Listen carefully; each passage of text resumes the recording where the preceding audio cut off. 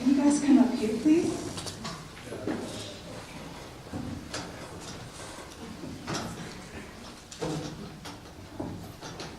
Thank you, Claire, for that talk as well. I'm just going to remind everyone, as usual, that we've got these 3 different speakers with different backgrounds, and we want to be constructive in our conversation and respect each other's opinions, and also try to be succinct, because even though we're going to go over time, we don't have that much time for Q&A. So who wants to start? Does anyone have a question? Up the back, white shirt? Yeah, what's the age cutoff for the youth allowance these days? What's the age cutoff for the youth allowance? Alliance. For me? Yes. I was like, when you stop being a youth, I'm struggling with that question myself at the age of 25. But officially, it's until you're 29. But I think for me this weekend, we're going to be talking to every West Australian, so I don't think they're ever too young to vote for the climate.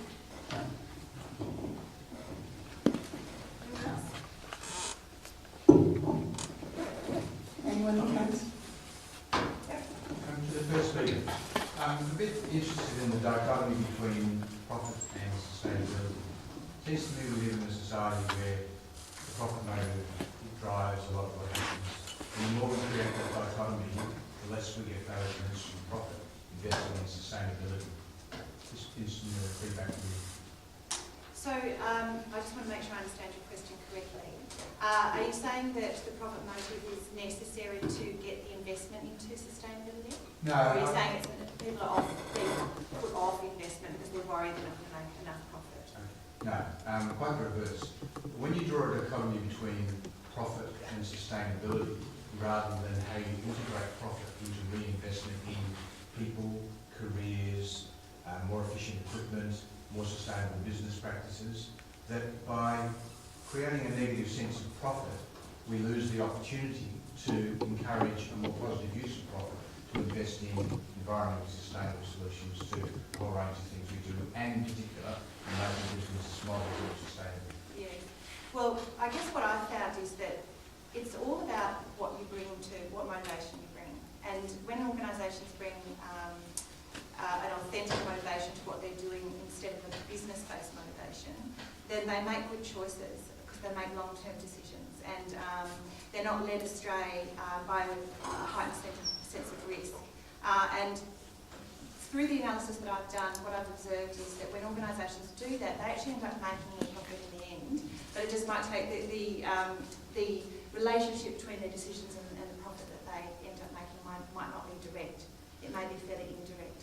But I don't think that there's any profit risk really in investing in sustainability. I think it's a perceived risk, but when the investment happens, what organisations find is that they're repaid in spades.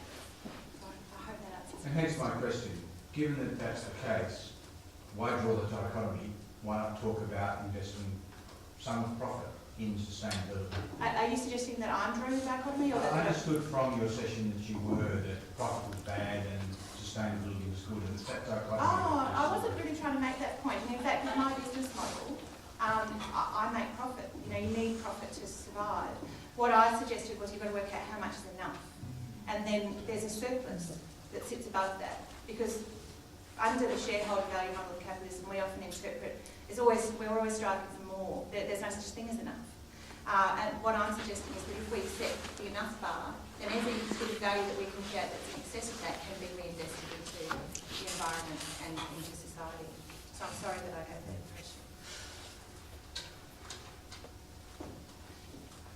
Thank you. Does anyone else want to ask a green shirt? Oh, yeah, just, first of all, Claire, thanks for that point you made about just rebranding the word activism. That really helped me to me, and just redefines it.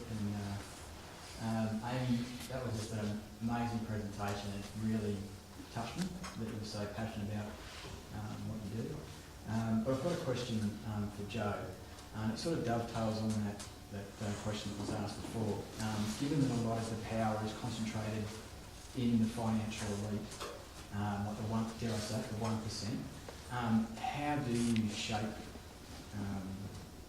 and communicate those messages to those people to convince them to be more sustainable?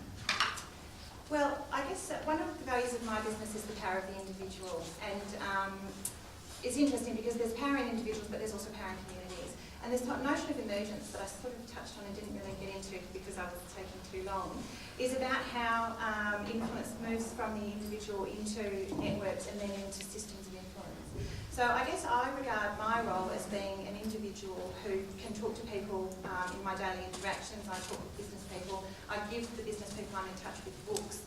I keep going back to them. So sometimes it takes me years, but eventually, the example I gave about the mobile phone accessories supplier, it's taken me years, but now they're looking at biodegradable packaging and low impact on the environment materials, which is really exciting. So I guess I just plug away, and I figure that if I can awaken other people to do the same thing, then we've got the foundation by which we can start to create these networks, which is happening, and then those networks can form systems of influence. And so I think, as I've mentioned, it is a moral issue, and I do think that people are having a bit of a moral awakening, which is also really exciting, and we're starting to see this amongst business leaders. So I'm very optimistic about the future in that regard. Yeah, what would you say if to somebody, particularly those people who make their money very abstractly, like say, traders, they don't see a client, they never see a client in their life, so they're not really meeting the needs, producing a good service for that particular person. They're making their money in a very much disconnected way. If you, meet those people, and sometimes they make a lot of money, and therefore perhaps have a bit of perceived power with that money, because it's money is energy. Yeah. What would you say to them to convince them of the moral imperative? Well, I guess I just try to connect to them on a human level and try and understand what their values are and target it that way. I request sometimes that I can come in and make presentations to people and sort of present the type of stuff that I've presented this evening. But I guess I would attempt to open their mind to ask questions that they perhaps haven't asked. And of course you don't always succeed, but my effort would be to connect with them on a human level. Thank you. This gentleman up the back with the brown. This question is for Joe, but the other members of the panel, and I'm not wanting to sort of pry too much into your personal lives, but when you talk about enough, what does that mean for you in terms of your lifestyle? Okay, that's a great question. I love that question. When I finished work, the situation in my family was that I was the main breadwinner. So our income went down by 2/3 when I finished work. And I kind of went into panic, and I thought, my God, how am I going to survive? I had to start buying the black and gold toothpaste and shop at the really dodgy fruit and veg shop with the fruit flies over the fruit and veg and all of this. It was, at first quite traumatic, but actually I came to love it. And as I let go of my materialism, I found that I was becoming far less anxious, far more content, a lot happier. And so my enough bar was reset through that process. I don't live in a fancy suburb, I don't drive a fancy car, so I just think that you need enough to be comfortable, and you also need enough to be effective. So that's how I justify driving my car, because I need my car to get me to my client appointments. So because my enough bar was reset, that meant that when I formulated my business model, I wasn't thinking about money lost by earning less. I was actually, all of it was just a bonus for me. I feel like I'm not doing a good job of answering these questions. I hope that is useful. What about the others? Well, I'm in an interesting and perhaps fortunate situation in that I went from being a full-time student to a full-time artist and have never earned over 40 grand a year. So I've never had a huge disposable income to have a certain lifestyle that required a lot of money, actually. And in that way, until you asked that question, I never really thought about it, but in that way, perhaps it's a blessing because I've never had to change and feel like I'm without. It's just sort of what I've always known. I don't own a house. I share a car with my partner. I have a bicycle. I have a laptop. That's sort of like what I own. And that's enough. And maybe I'm lucky because that's all I own and I'm happy with that. Yeah, enough's a great place to get to. It's kind of a large bit. I mean, it's a battle to stay there. The materialist society wants to cause it to do that. If you can get there, it's too good. I would say that the model that you described earlier with companies, there's never enough. I think as consumers, we can get locked into that mentality as well, and it's like, no matter what we have, we need a bigger house, a better car, or whatever. And so by setting our own personal enough point, like that has such a good flow-on impact environmentally as well. And disconnect from it. Don't read women's magazines because that would rather make you want more.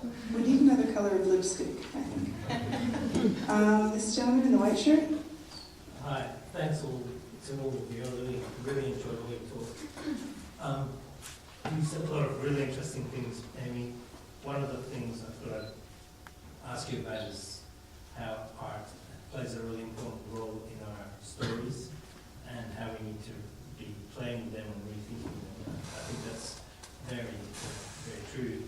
So I was just wondering if you've got further thoughts about some of the things that we, perhaps, the forums and the different things we can do in Perth to try and help create more discussion about how we need to create new stories about that can inspire us for a positive future. It's a tough question. I ask that all the time. Again, you know, I think just for people to be telling those stories as much as they can, and for people to be seeking those stories for as much as they can as well. So it's not just about artists making more art that tells more stories. Yes, it is that. But it's also about, like I said, people seeking out experiences where they can start being given those stories or start to have to reflect on those stories, and maybe that might make you want to reshape your own story. I think it's telling and it's talking and it's continually telling and talking. Yeah. A bit like what's happening tonight. Yeah, exactly. I think we have time for about one more question. So who's burning? This gentleman? Hi, thanks. Talking to the whole subject tonight was about activism. So we did see that when the Barnett government was going to cut the feed-in tariff from 40 cents a unit down to 20 cents, there were so many people that contacted MPs about lobbying to get the changes that the government reversed its decision. So that was a very classic case of people with their feet, but very active just in recent months. But the biggest challenge is if we get an Abbott government with control of both houses of Parliament, and we find we're not meeting our carbon emissions targets with these direct action policies, which are quite a bit of a fallacy, then what sort of levels of activism? Where's the shift got to occur? And how do we have to do it? Because we've all got to respond. All generations have to respond to the challenge. We're not going to meet our emissions targets by 2020 or today. So I'm not sure who's going to answer that, but that's the question. Does anyone want to have a go? So I have to say, from my perspective, these conversations in my organisation we've been having for quite a few months now. I can't say that there's ever going to be one solution, and I absolutely agree with you. I obviously come at this from a youth perspective, but I think it is true that every Australian needs to engage with the issue of climate change because it is a reality we're facing. I think the frank reality is that we talk about a Liberal or a Labor government at the end of Saturday, and neither major political party is actually doing enough to avoid the worst impacts of climate change. And I actually think that's one of the biggest messages, is that no matter who is in government at the end of next Saturday, we're going to still be working to advocate for stronger action on climate change, because that's what needs to happen. So yes, the Climate Commission has released a report saying that Abbott's direct action plan isn't going to meet the target of 5%. And yesterday they released a report saying that if they didn't, the Liberal government, the Abbott people released a report saying that if they didn't have enough money, then so what? They were just going to keep emitting, which is really sad. But I think whatever the result next Saturday, we keep doing what we're doing and we keep making change, because whatever the situation, that's what needs to happen. I just want to invite each of our speakers, as is our custom, to share with us one last thought, maybe a word or a dance. Just to end on a positive note. So I'll invite Joe to go first. Well, I guess I'd probably just reiterate the concept of altruism. I think altruism rocks, and investigate it, guys, because my experience is when you delve into altruism, it pays you back. So go out and conduct an experiment. I think your point before was actually brilliant. We have power in numbers, and there are lots of numbers. So if you don't feel like you're part of something that's doing something, seek it out, because there are a lot of people doing things, and there's a lot of change being made. I think I said it already, go out and dance. but I thought I'd just make this quick quote from the that I read on this website called Milkwood Permaculture website, and it said, start where you are, use what you have, do what you can. So I'm going to borrow their quote tonight.